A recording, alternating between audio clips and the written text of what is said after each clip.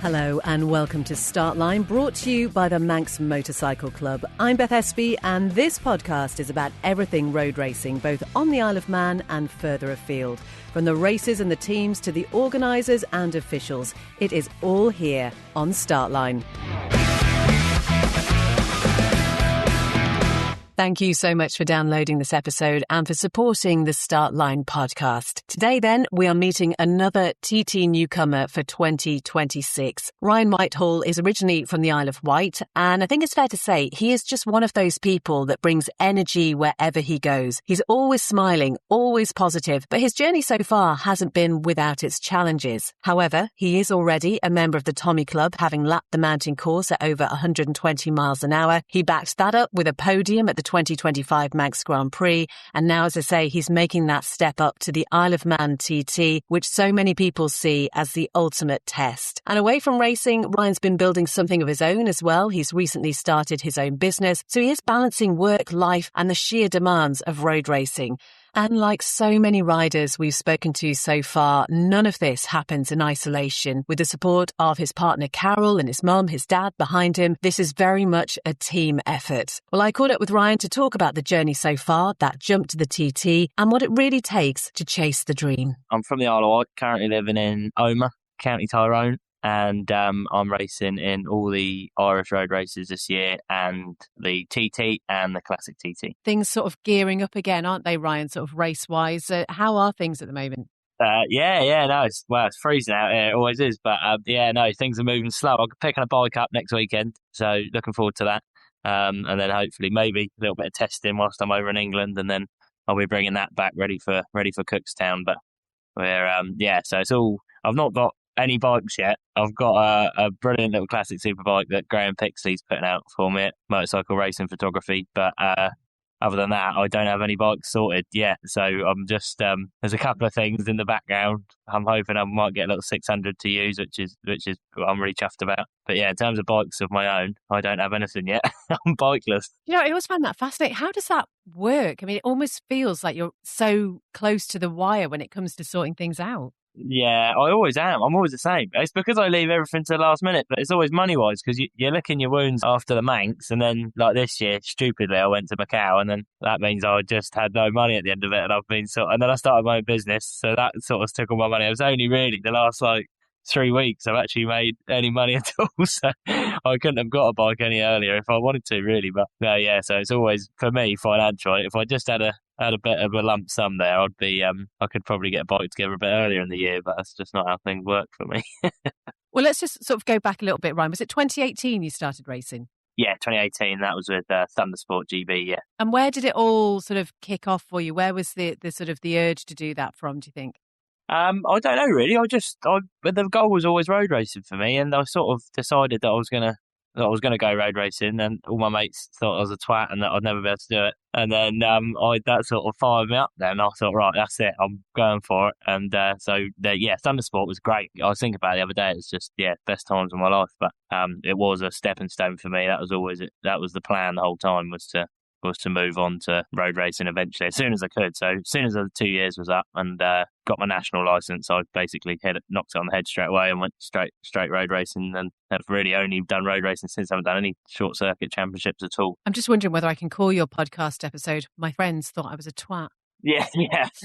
My friends thought they still do think I'm a twat. It's not a stop. They've not stopped thinking that just because I'm doing the TT. If anything, they think I'm more of a twat. Well, the thing is, isn't it? It's incomprehensible to people who don't get it, I guess, because, road racing, it is inherently dangerous. I know, was it 2021, you were in Armagh, you had a pretty significant incident there, didn't you? And seeing what you go through, bouncing back from that sort of thing, must be tough for people to watch. Yeah, I think they do. I think it makes them understand it more. Like, I think my mum understood it more after my crash, and my old man and people like that. I think they sort of all maybe got a much better understanding of it, because you sat with them then for 8 months whilst you're getting better, and you get a chance to sort of chat to them and then they see you go back. And I think for a lot of people it's quite endearing to see someone like myself, or there's plenty of other riders over the years, Hutchie, but also other amateur racers like myself that have come back and I think that shows people it's not superficial. You know, a lot of people in any sport, they might enjoy riding a push bike and they break their arm and think, right, that's it, I'm done with push bikes. But I think, you have to do quite a lot of damage to yourself road racing to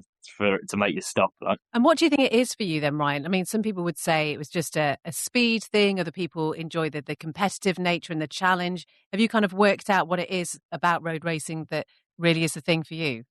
No, not at all. I have no idea. I honestly have no idea. I always say this to myself because people. Literally today, I met a real nice bloke called I think his name was Jack, and down in Armagh, and he was chatting to me. He's like, why'd you do it? And how'd you get into it? And all these sorts of questions that everyone asks. And then you're driving home, you think, I have no idea why I do this. It's the stupidest sport in the world. Like, what am I doing?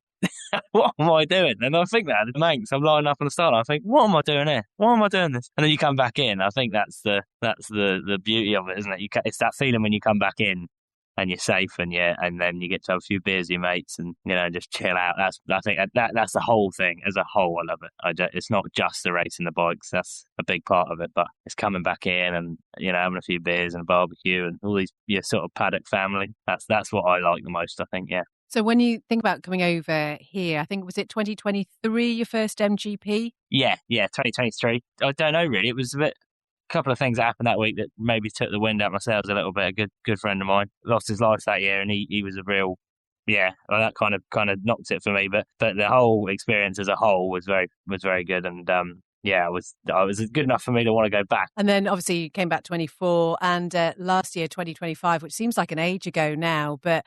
Oh, my Lord, Ryan. I mean, just seeing your face when you turned into that enclosure and were on that podium, just talk us through those last few minutes of that race and when you realised that actually that was going to happen. I don't actually recall any of it.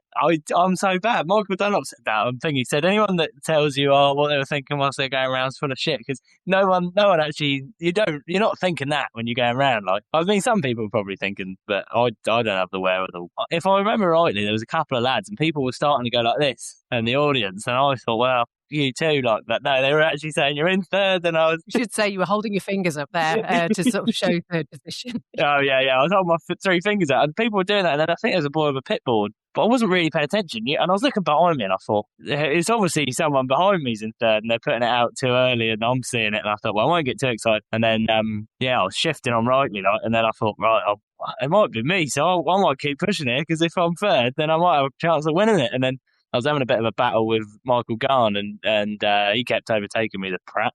And so we were battling. So then after that, I was kind of just too busy thinking about that, like trying to keep him behind me. So we had a real good. It was good looking back now, but I could have chewed the head off him when we come in. But luckily, I went in the winner's enclosure and he had to carry on. And what is that moment like? Again, I guess you don't really remember very much, do you? But it's just, all that adrenaline and suddenly realising, I guess, what you've achieved in such a short space of time of being at the MGP too. Yeah, I don't know really. I look back and I think, I'm quite impressed really what we managed to do, because it's only an old bike, like. But I don't know if that is that impressive in too short of a matter. I mean, Joe Eardsley went and broke the lap record first run out, so anything you do after that, you just look a bit crap. But no. I think as I coming in, I don't remember any of it coming in the winners' enclosure really. It's all third person, like, because I go to sleep and I look at the photo of us all in the winners' enclosure. I wake up and I look at the photo, so I only ever see it as like a third person thing. I don't remember the actual ride now. I remember I had a little cry and then I swore on live radio for you. You didn't like that, did you? No, it's fine. It was fine. Didn't get into trouble at all. Oh, look at that. It's number 8 and number 9, Michael Garn. He's in the 120 club. Ryan Whitehall in the 120 club. Wow. Martin Bullock is going to be busy. 18 minutes, 46.42, 120.5. And number 9, Ryan Whitehall, confirmed in third, 2 seconds back. Go over to the third placed Ryan Whitehall now, who is also really celebrating with everybody, having lots of photographs. Ryan, that was quite a celebration when you returned into this enclosure. Oh, literally, I was thinking on the way in, like, if I fucking... Oh, excuse me, sorry. So apologies for that language. It's understandable, though. We'll let you away with that. Yeah, I was thinking on the way in, like, what I'd say if I got on the podium, and then after the last couple of nights ago, I thought it wouldn't happen, but I'm just... it's just been the last 5 years of my life. It's just been just so hard, like, and you're in the 120 club as well. Apparently so, yeah. Like, I just want to say, like, my best mate George, I can't above everyone else. My best mate George he's been there since day one, and he's just built every single bike. My beautiful girlfriend Carol, the rest of the WR racing boys, all my sponsors, friends, family. Oh, I've broken up again. You've got to say hello to your mum as well. Oh, Mum. I think she'll be quite proud of this one. Huge congratulations, well done. I'm over the moon. I love you, Mum. Obviously, though, there was that other race where you were so close. And do you know what was a great thing, Ryan? I think some people in that position wouldn't have wanted to have a microphone in their face at that point, but you were so well-natured about it, given what actually must have been going through your head.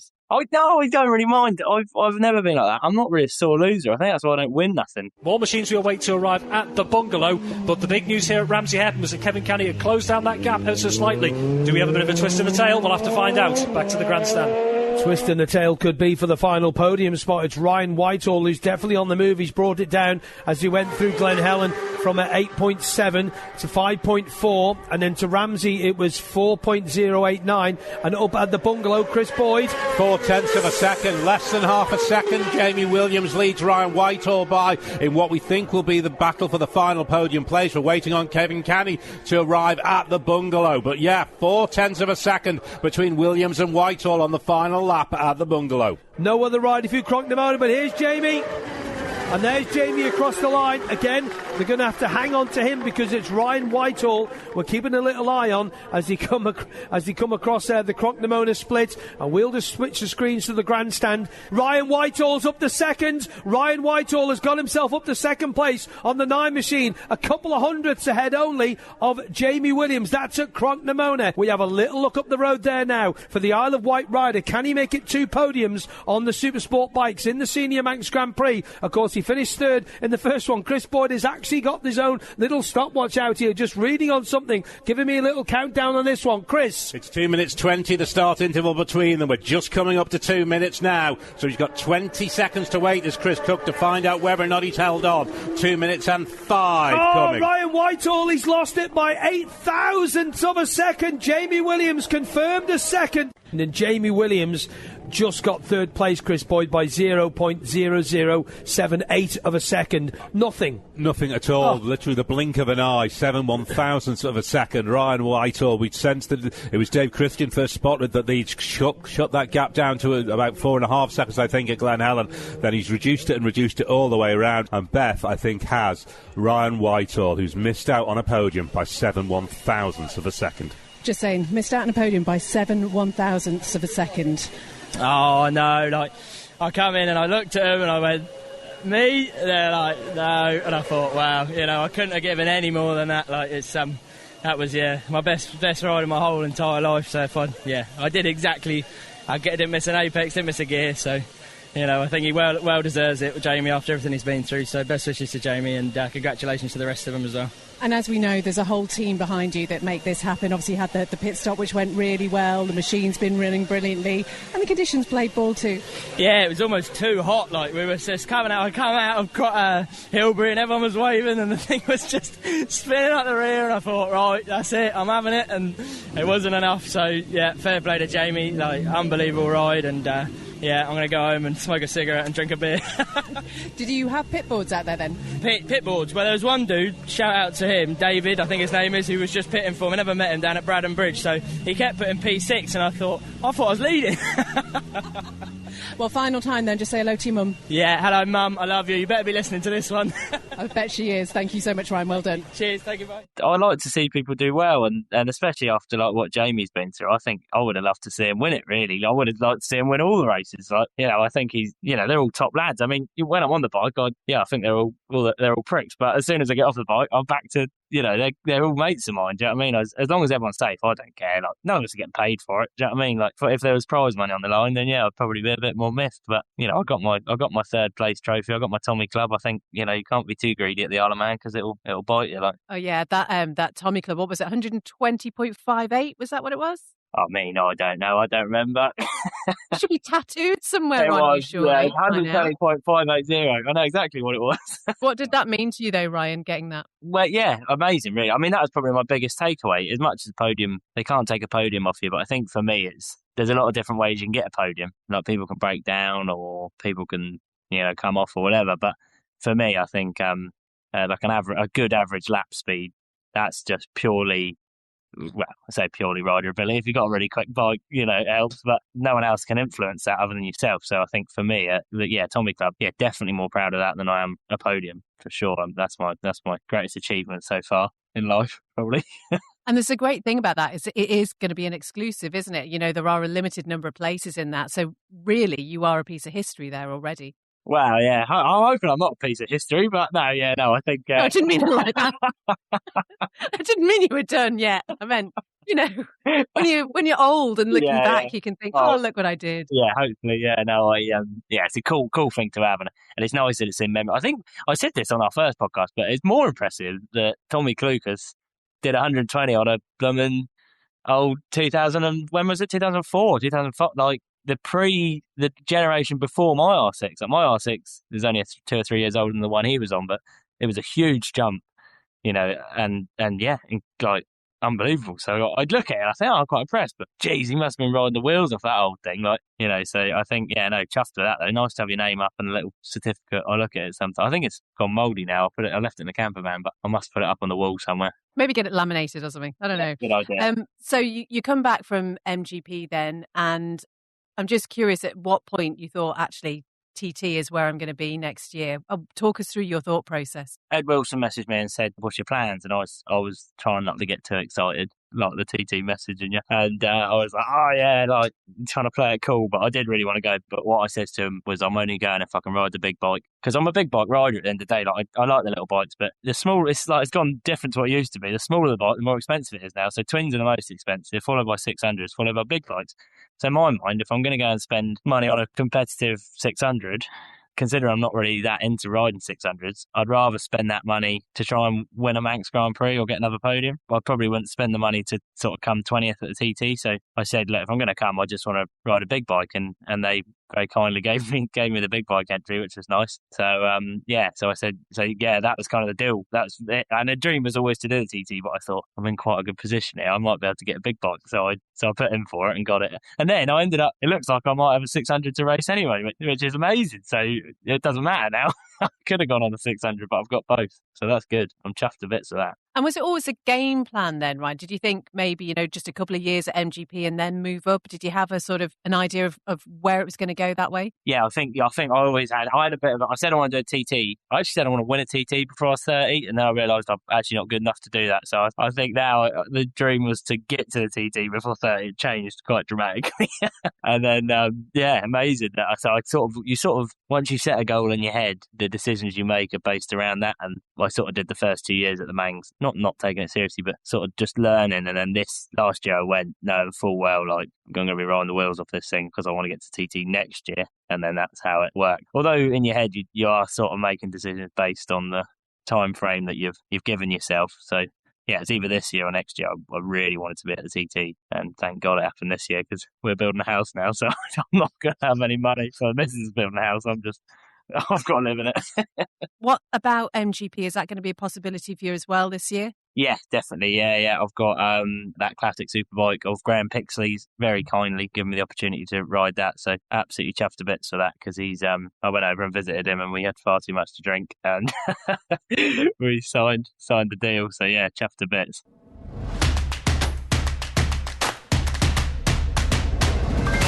You're listening to Startline, brought to you by the Manx Motorcycle Club.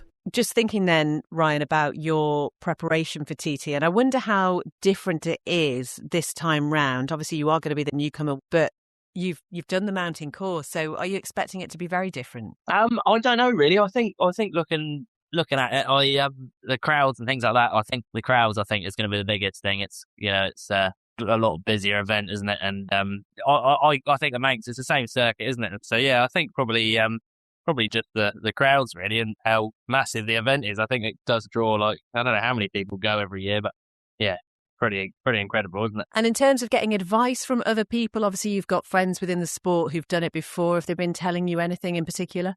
Don't take a Yamaha. That's what Sean Anderson told me.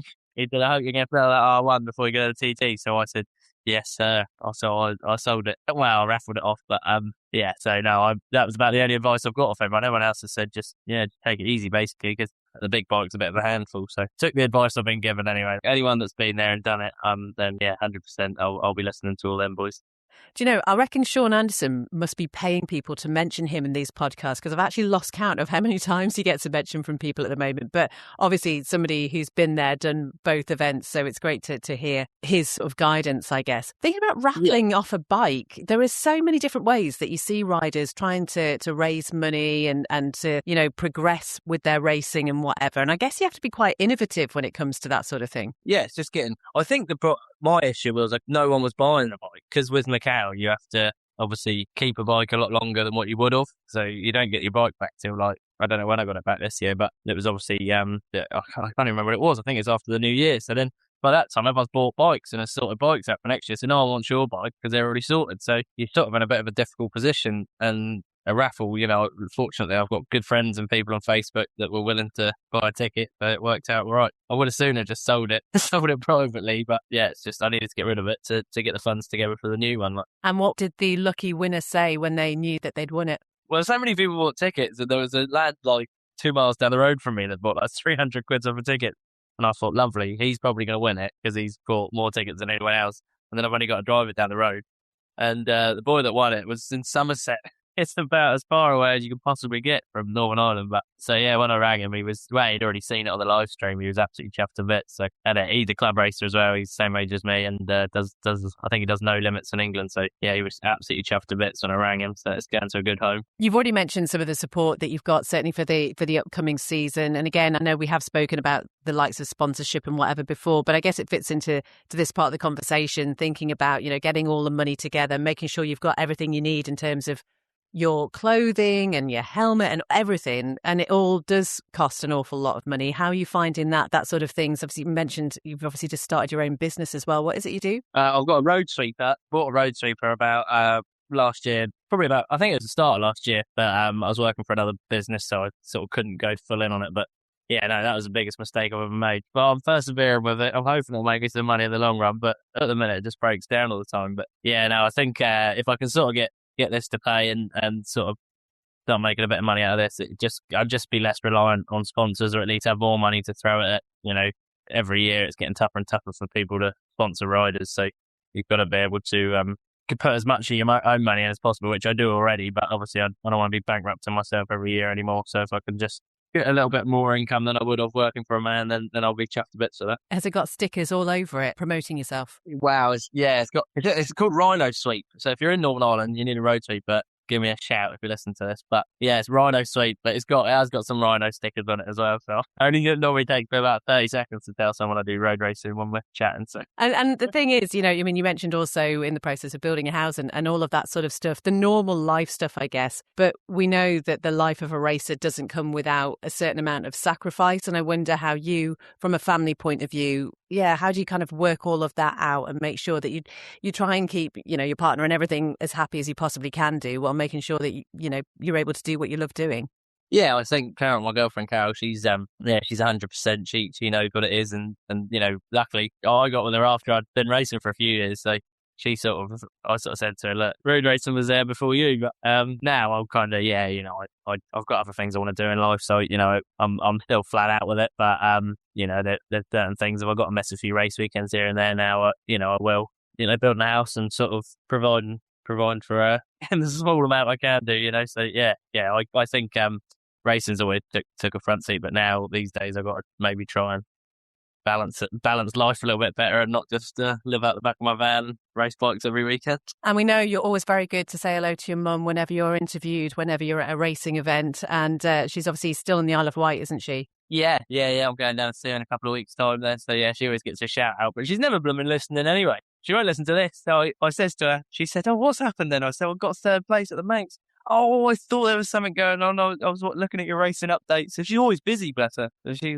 always mentions it anyway. So I said, "I'm not going to bother anymore. You're not listening." But what does she make of what you've achieved so far? I think she's happy. Yeah. I think she's I think, yeah. Well, I hope she's proud of me. I think she is. She tells all her mates about me and stuff, and my mates ask her about me if they're into their bikes, so they know of me. Like, so yeah, no, I think she's happy enough. I think both my parents are happy enough. I think they're pretty scared, but I'd hope to think they're proud of what we've managed to achieve. And if you could go back and speak to little Ryan, I don't know, maybe sort of 7 or 8 years old, what do you reckon he'd make of what you've done so far? I think I'd be the coolest man I've ever met. I've thought about that a few times. I thought, bloody heck, if someone told me when I was like, 6, 7 years old, that you'd be racing the Isle of Man TT, I think that's the coolest thing ever. So, very lucky, and definitely think, just happy with what we've managed to do, really. So how do the next few weeks and months look then in terms of getting everything ready and sorted? Because actually, it's not going to be that long away, really.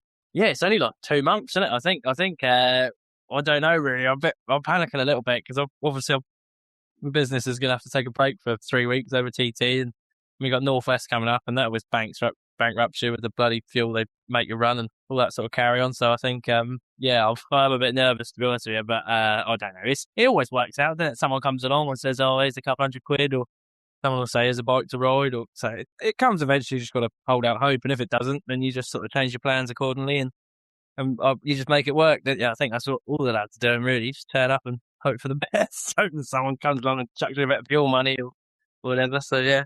And you mentioned, obviously, you've done Macau a couple of times. Do you reckon that'll be on the agenda again this year? No, I think that's me done, to be fair.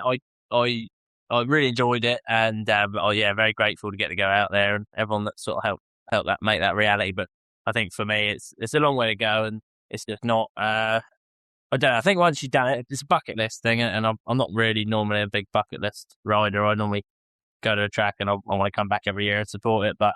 I think that's me done it for Macau, really. That was it. And have you got your team together and sorted for who's coming over for TT then? Yeah. That is balls. I'll tell you something now. That is the one thing when I retire from racing that I'll be so happy to stop. Is trying to plan people so hard, but they are brilliant.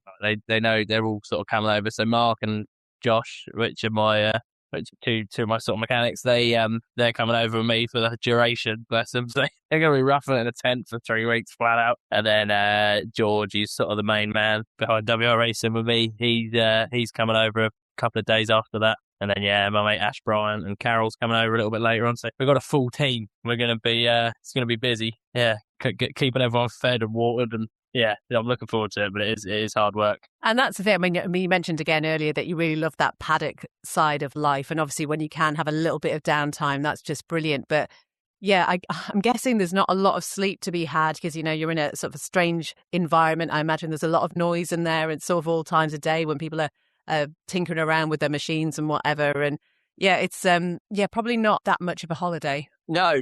I to be fair, I sleep through anything. My missus gets well. I think she gets wound up because I can sleep. Yeah, I'd be horrendous if someone tried to break in or steal the bike or something. I'd sleep straight through it. But no, I don't. I sleep loads. I don't really stay awake. I mean, night before a race, obviously you're staring at the ceiling for a few hours. But I do. Yeah, I'm quite good really. I sleep through just about everything. But the boys like that when they're sleeping in tents or in the trailer or wherever they end up finding somewhere to sleep. I don't think they got a lot of sleep because there's people coming back drunk or, boy racers tearing up and down trail. I think. But no, I'm not too bad. I sleep straight through it. And what about the nerves then on a race day? Is that something you suffer with? Yeah, massively. Yeah, I'm a bit of a scaredy cat, really. I never used to be that bad. I've gone through stages, really. I was all right for a couple of years, and then nowadays, I don't know, something about the Isle of Man just, worries me a little bit. Irish road races, I'm not so bad with, but Manx and now TT, I think, that scares me quite a lot, really. But I don't, you just got to put some music on or have a chat with someone or, have a smoke, whatever you do, whatever you need to do to calm you down and keep your head in the game. I think that's what you got to do, isn't it, I suppose? I suppose you've got to remember as well, sometimes that nervous feeling, it's the same as excitement, isn't it? It's just, it's just intensified when there is so much going on. And I guess you need your team of people around you to know how to handle you when you're in that sort of headspace. Yeah, I think sometimes they wind me up more and then I'm more wound up. But Carol and George are the two that are really chill me out quite a lot. But yeah, sometimes I come back and they've left plates everywhere or something's going on, they're arguing, or that sets me off more than what I was before. But no, for the most part, they're very good. And George and Carol are very good at sort of sensing how I am or how I'm feeling and sort of trying to guide me in a direction that calms me down a little bit. But yeah, for the most part, I'm not too bad, really, I think. Not well, they might say different, but I'll have to ask them when they're over, eh? Think about is the plates being left out. Are you a little bit of a tidy freak then? Do you like everything to be a little bit more organised? I am. But everyone takes the piss at me because I try and tidy up, and then I don't. I'm not really tidying up. I'm just moving it into another location. So I'll clear off like a table and just shove it all somewhere else, and then that place is then cluttered. And I just end up moving stuff around in a circle until like some sort of weird OCD freak. But I do get stressed when things aren't tidy. But I don't know why, because nothing in my life's very tidy. I'm looking outside of my van now, there's a gearbox hanging out of it, so it's not very tidy at all, really. Do you know the way you described that? Road sweeping is the absolute perfect job for you. You know, you're just swirling the circles around and sort of chucking the dirt elsewhere. I love it. You are pretty good on social media, and I know you kind of like enjoy that side of things when you have time, obviously. Where can people follow you, Ryan? Yeah, just on my Facebook. You just have me as a friend on Facebook, Ryan Whitehall. I mean, I don't know if I've got that many people I can add now, but you can follow me on there, right? Just Ryan Whitehall, and then Instagram Ryan Whitehall 361, and my YouTube. That's what I post the most on YouTube, which is at WR Racing, or just type in WR Racing on YouTube, you'll find it. But yeah, that's really my three main ones, and then we just put videos up and all sorts of stuff. So yeah, if you want to keep up with us, and that's the best way to do it, I think. Well, we wish you all the very best in the next few weeks, and looking forward to seeing you back over here. Is that best? Thank you very much. Ryan Whitehall, TT newcomer for 2026, Tommy Club member and Manx Grand Prix podium finisher. There is much more to come from this rider. Do take some time to follow him on social media. All the links, as usual, are on the podcast page.